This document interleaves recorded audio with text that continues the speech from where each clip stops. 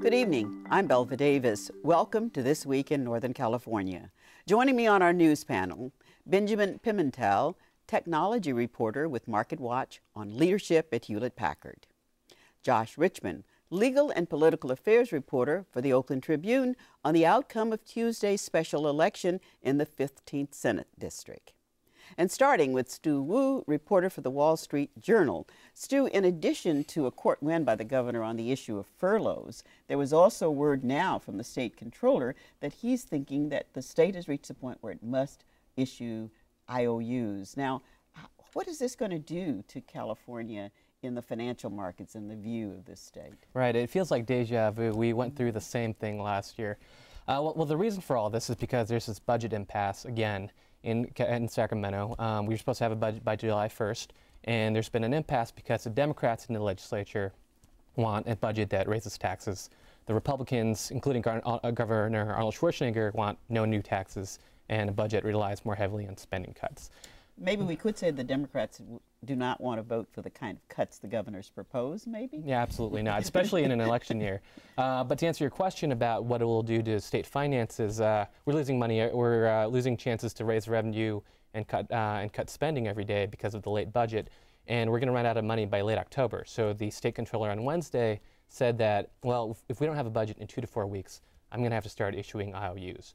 And what that means is that Wall Street doesn't like that very much. They're going to charge more for the state for its usual borrowing every year, and the state will also have to pay interest on the IOUs. So, is there any hope on the horizon that the issue that we need, a budget, is anywhere even on the table? This year looks even worse than the past years. There's actually no sign of a budget coming in the next few weeks. So the controller warned last year, if there's no budget, there's going to be IOUs, and that's what happened, and it could happen again this year. We've had some leadership changes this year, and you've got another one coming in the state Senate. The Republican leader is changing over on September 1st. How does that affect? Are we pushing the reset button here, basically? Right. The budgets are usually determined by what's called the Big Five, the governor and the leader of the Assembly and the Senate. And when a new person enters a conversation, they lose that trust that the old leader, left with. So it is sort of a reset, but there is some transition time. So maybe, who knows? Maybe they'll even have a better relationship than their predecessor. What does the fact that Arnold Schwarzenegger is leaving have to do with this? I mean, what is your take on his own take on his legacy? I mean, given that he's stepping down at a time when he's doing these furloughs. Yeah, there's a lot of talk about him being a lame duck, but actually governors, if you look at governors in their last term, they actually get a lot of what they want in their last budget because they can afford to wait for what they want. And the governor is putting his foot down. He's also saying, in addition to no new taxes in this budget, I'm not going to sign a budget without revisions to the budget system and the pension system. And he can afford to wait while the Democrats and Republicans in the legislature want to get a budget done so they can go back and start campaigning and raising money for the November elections. Josh brought up the issue of a change in the team that has to bring this together. Can you give us a little insight about who's going and who's coming? Yeah, there's a Big Five. The Republican Senate leader Hollingsworth is leaving, and there's going to be a replacement coming up in a few months. And in addition to that, the Democratic Speaker of the Assembly, John Perez, is doing his first budget right now. So I think everybody right now is just feeling each other out and trying to see who's going to blink first. Mm-hmm. So, yeah, who would be, if the IOUs, if we come to that, who would be paid with these IOUs? The first IOUs would go to state contractors and local governments, as well as residents expecting income tax returns and college students expecting scholarships. So many banks said last year that we'll accept these IOUs, but only for a limited time. So there's a chance that could happen again. But again, last year we issued $2.6 billion in IOUs, and a lot of that money is not going to the economy. So IOUs are not a good thing to be issuing when you're in a recession. So what's the biggest fear? What's the worst case scenario on this? Worst case scenario is that we don't get a budget until there's a new governor, and we're going to be issuing IOUs for 3-4 months, and the state's credit rating takes a hit, and maybe even to junk bond status. Who knows what will happen? We talked about comings and goings, and you were saying the names of people, but their positions really in terms of, will we get a Republican that is even more firmly committed to no taxes, or will we get somebody who maybe is new and might want to explore some of the possibilities? It's almost a certainty that whoever the next Republican leader is, or whoever the Republican leader is going to say no to taxes. You saw what happened last year when a few Republicans voted for taxes. There were recall drives launched against them. So if the Republicans are going to be selecting a new leader, it's definitely going to be one that's going to hold the line against taxes. Well, there's going to be a new member of the Senate, at least on the way. Josh, that's your story about Senate District 15, where Lieutenant Governor Maldonado is now Lieutenant Governor, right. his old seat. Tell us about the outcome of the election for well, his seat. The Democrats spent millions of dollars. The Republicans spent millions of dollars. The Independent Expenditures Committees spent even more millions of dollars. The taxpayers in 5 counties shelled out for special elections. And we are right back where we started from, with a Republican state senator serving the 15th Senate District. Sam Blakesley prevailed on Tuesday night, although a lot of the ballots apparently had been cast absentee earlier. He defeated, he's the assemblyman from San Luis Obispo. He defeated the former assemblyman John Laird from Santa Cruz. What this really came down to in large part was turnout. It is actually a Democratic-leaning district. They have a 6 or 7 point registration edge. But because this election was not consolidated with November's general election, when there would have been significantly higher turnout, the more conservative, more southern parts of this district were able to turn out more voters and carry the day, and Blakesley ended up prevailing by about 4.5 points or so. So what this means is that the Democrats, who had desperately wanted to pick this up because it would have put them within 1 vote of a 2/3 majority in the Senate, are still now 2 votes away from that 2/3 majority. They'll still probably fight pretty hard in the 12th state Senate district, where Jeff Denham is now running for Congress.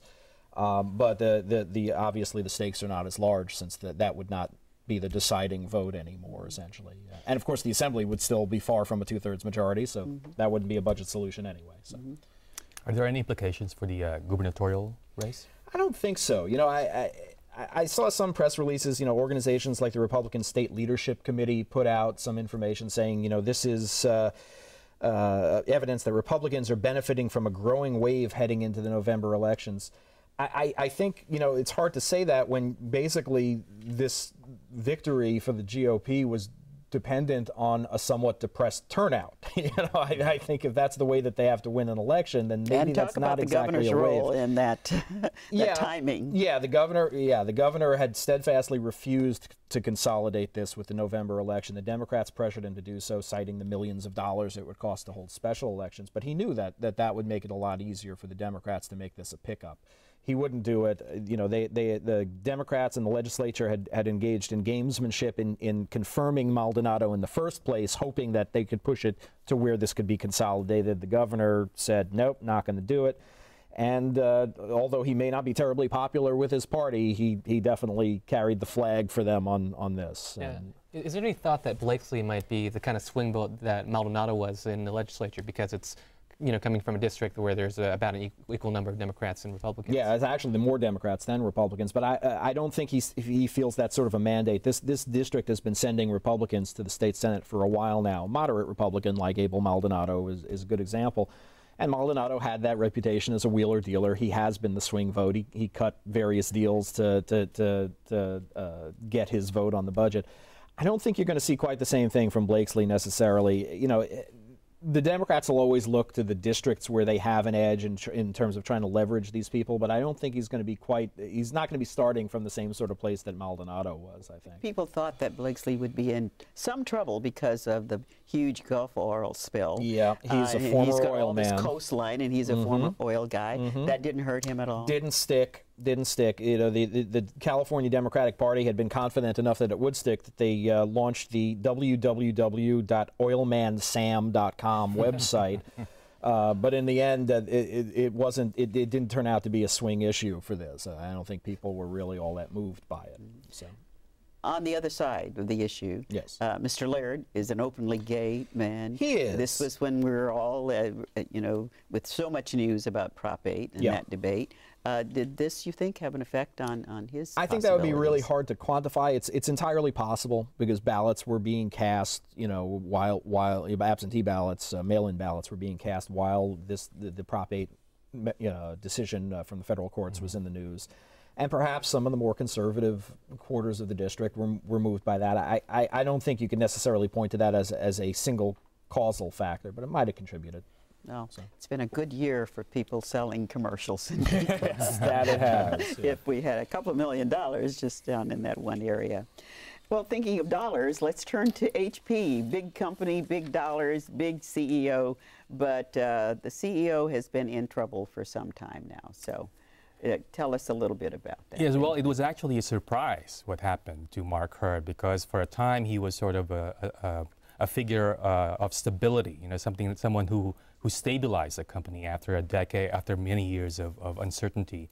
And then you have this controversy over him stepping down, apparently over allegations of sexual harassment that the company said were found to be not true, but then he was also accused of violating the conduct of business for proper conduct for a CEO involving inaccurate expense reports. So that has ended, it's plunged this Silicon Valley icon in a time of crisis and uncertainty at a very critical time, because HP is facing a lot of competition right now.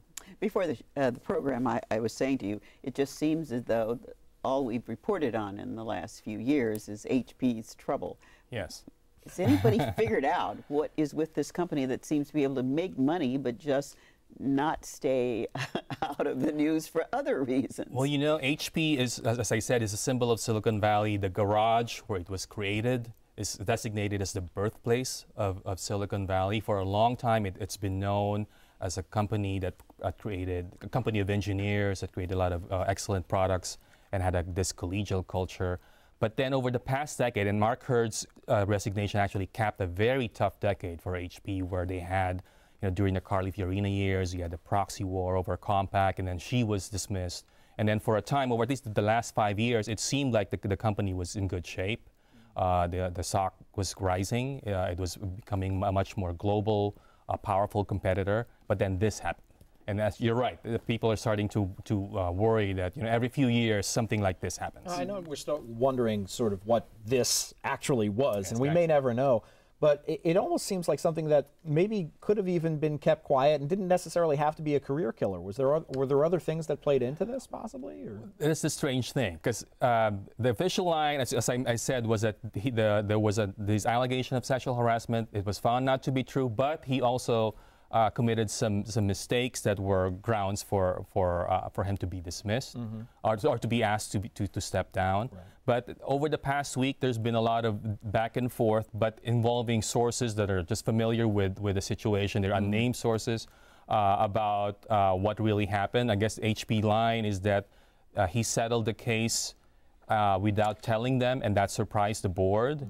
The other side is saying no, that's not true. So it is a fairly complicated situation where a lot of the things we may never know. A lot of analysts I've talked to are speculating that perhaps the fear of the board was this was like another Tiger Woods situation, where there were a lot of things that they don't know and they're afraid may come out and will hurt the company. What were the direct impacts to HP in terms of reputation and finances? Well, the stock price took a big hit. I think it's been down 10% since this thing happened. A lot of speculation on how it affects their ability to win big contracts, especially now where corporate technology is a very important component of the company and the competition in the technology industry. You're talking about $1 million deals, where you have you have to have the CEO negotiating these deals. So there are questions on they have to have a new leader. And that's the big question now. Until they name the new leader and Wall Street and the industry is able to analyze who that is, then... You said earlier that there were charges of sexual harassment, but they were proven not to be true. Proven by whom? Well, according to the company, they looked into the allegations, which I guess came up in June, and based on their investigation, there was nothing to it. But he did violate certain codes of conduct related to expense reports. And then it came out later on that Hurd had settled on his own without HP getting involved this harassment claim, which effectively, I guess, the speculation is that it prevented the company from finding out more, because when you have a settlement, of course, there's usually a gag order. There is a shareholders lawsuit. Yes. What does that mean? That was sort of expected because there's a lot of talk about whether, because Mark Hurd walked away with at least a $12 million severance. It's probably more, if, depending on how you calculate the stocks involved.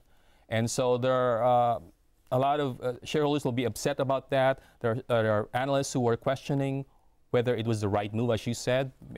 Could this not have been settled some other way without him having to leave? Because he was pretty popular on Wall Street. He did make the company very competitive and profitable. So we've not heard the last of this because there's still open questions. Well, the big question now is who's going to lead HP? Right. Well, my thanks to all of you for joining me here tonight.